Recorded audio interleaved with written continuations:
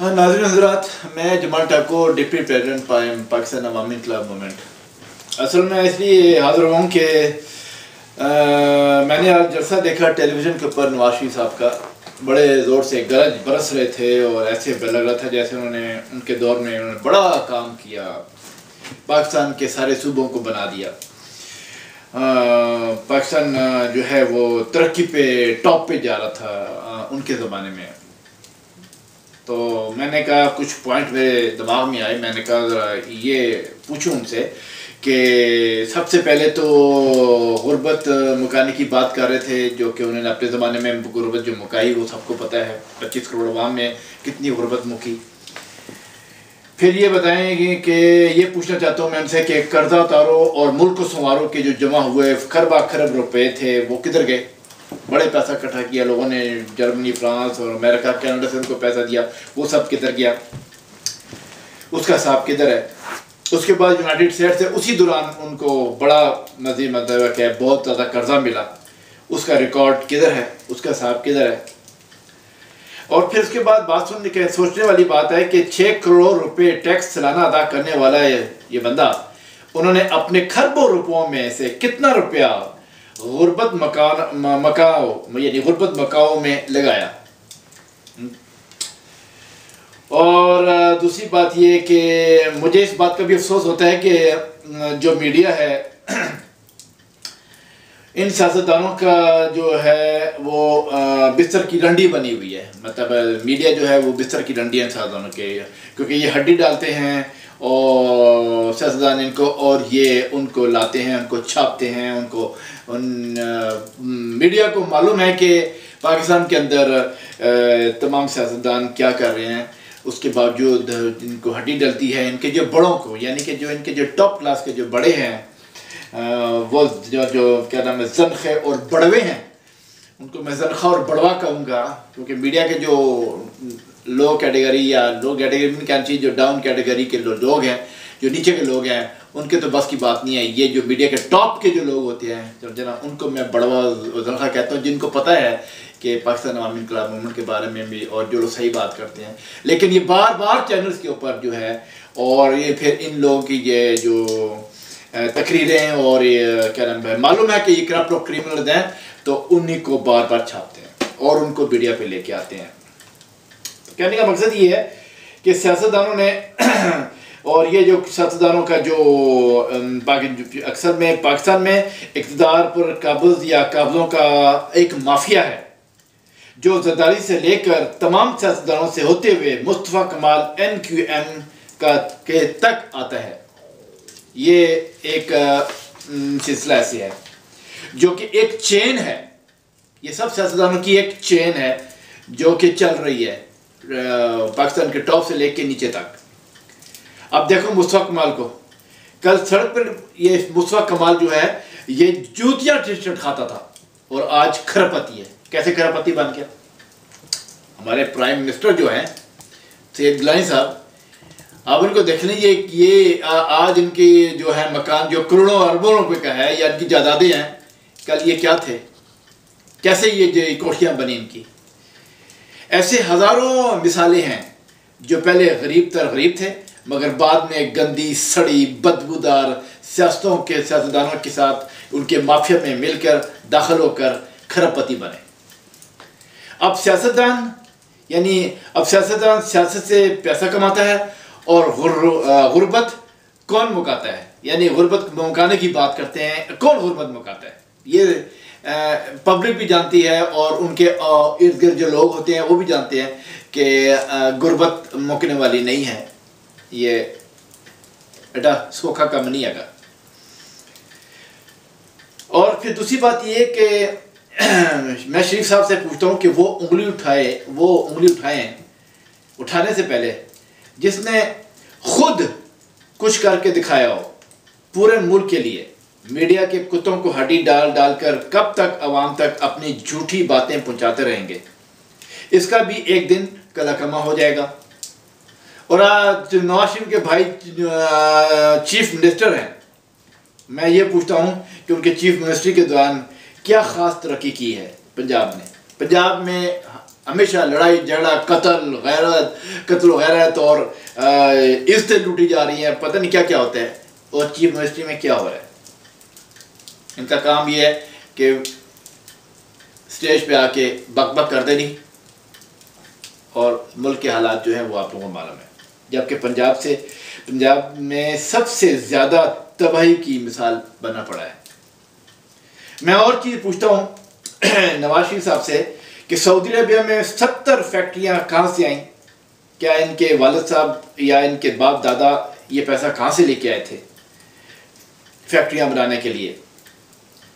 پھر میں ان سے پوچھتا ہوں کہ پرائم منسٹر بننے کے یا پرائم منسٹر بنے جب بھی ہیں، اس وقت سوائے لاہور کو بنانے کے دوسرے صوبوں میں انہوں نے کیا ترقی کروائی؟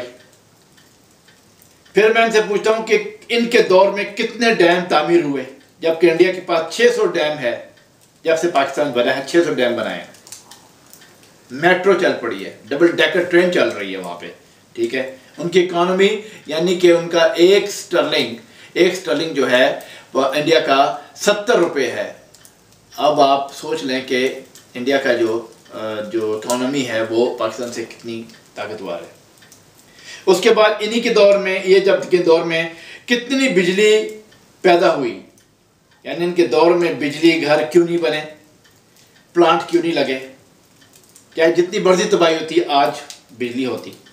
پھر ان کے دور میں روزگاری ختم کیوں نہ ہوئی، جابس کیوں نہ میسر ہوئی لوگوں کو۔ پھر انہی کے دور میں لا اینڈ آرڈرز کیوں نہ سنورے، انہی کے دور میں جرائم زیادہ بڑھا، اور کیا نام ہے بے انتہا لوگوں نے یہ زیادتیاں کی۔ پھر انہی کے دور میں زراعت، transport system, import export, school, college, universities, ہسپتال وغیرہ کیوں نہیں بنے، مزید کیوں نہیں ترقی کی اس پہ۔ پھر انہی کے دور میں پیٹرول، گیس گھر گھر گاؤں گاؤں کیوں نہیں پہنچا۔ یہ سب سوال پیدا ہوتے ہیں، یہ باتیں کرتے ہیں نا کھڑے ہو کے کہ ان کے دور میں یہ ہوا، مشرف کے دور میں یہ ہوا، فلانے کے دور میں یہ ہوا، ٹھیک ہے۔ آپ کے دور میں کیا ہوا، سوچنے کی بات ہی ہے۔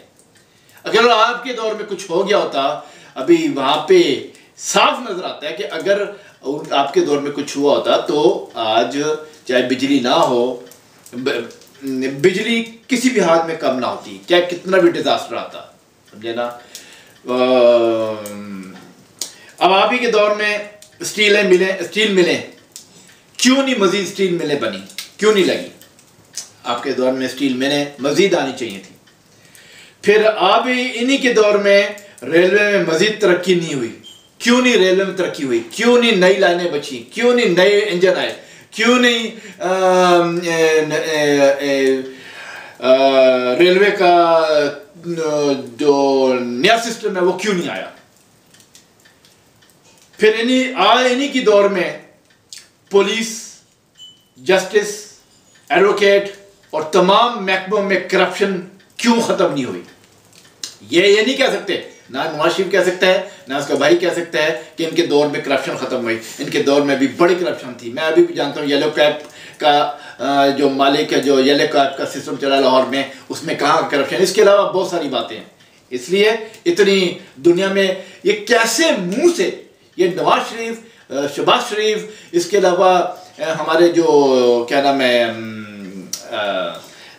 سیاستدان ہیں، ان اتنی غلطیاں کرنے کے بعد کس منہ کے ساتھ ٹیلی ویژن کے سامنے آ کے یہ باتیں کرتے ہیں۔ ان میں اتنی بغیرت ہوگی، مجھے آج تک سمجھ نہیں آئی تھی کیسے۔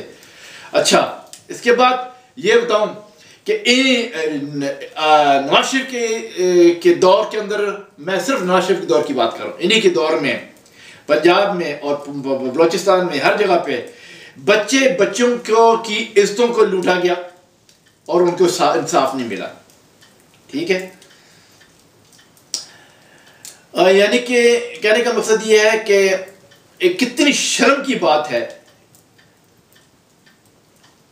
کتنی شرم کی بات ہے کہ اپنی تقریر میں کھل ڈل کے ہر پولیٹیشن پاکستان کا، یعنی اپنا ماضی بھول جاتے ہیں کہ ماضی میں انہوں نے کیا کیا، ٹھیک ہے۔ ماضی میں کسی بھی سیاستدان کو دیکھو کہ کسی نے کیا کیا ہے، یہ جتنے بھی کیا نام ہے میڈیا والے ہیں. آخر پرابلم کیا ہے؟ اب میں اصل میں جو بات کہنا چاہ رہا ہوں وہ یہ کہنا چاہ رہا ہوں کہ اس ساری پرابلم کی جڑ جو ہے وہ اس کا جو سسٹم پاکستان کا جو شروع سے جو چناؤ ہوا اور شروع سے خراب ہوا اور غلط لوگوں کو لایا گیا، اس کا قصوروار ایجنسیاں ہیں، ISI ہے اور فوج ہے، جس کی غلط پالیسیوں کی وجہ سے آج پاکستان اس حال کو پہنچا ہے. اب ویسے بہت دیر ہو گئی ہے، بڑی مشکل سے. اب تو سول وار ہو سکتی ہے، وہاں پہ کچھ بھی ہو سکتا ہے، اور بہت دنیا مرے گی، پھر جا کے کہیں بات صحیح ہوگی. دیکھو میرا داغیا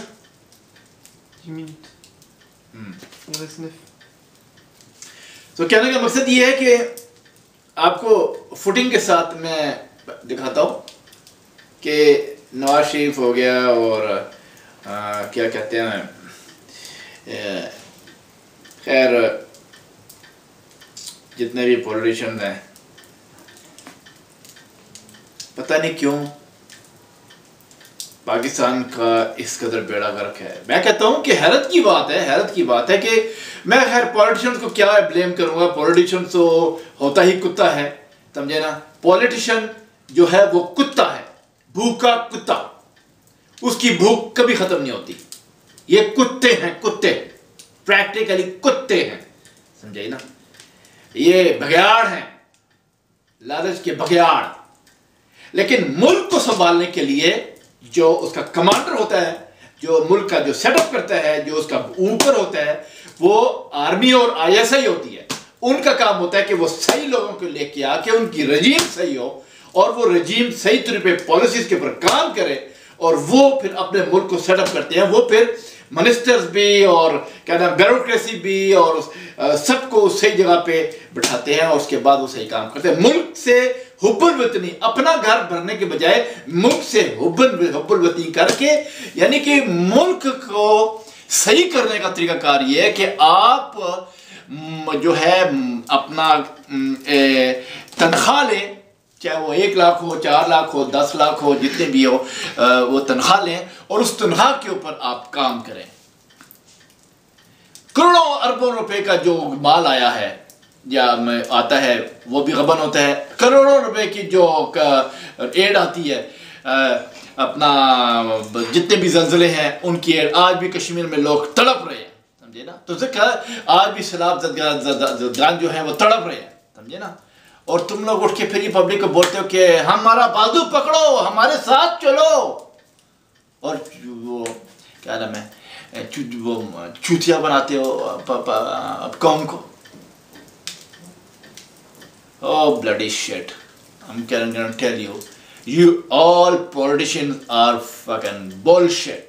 You are, آپ یہ جتنے پولیٹیشن ہیں نا، ان کے باؤ اجداد کو دیکھو تو یہ لوگ پیچھے سے کمین ہیں.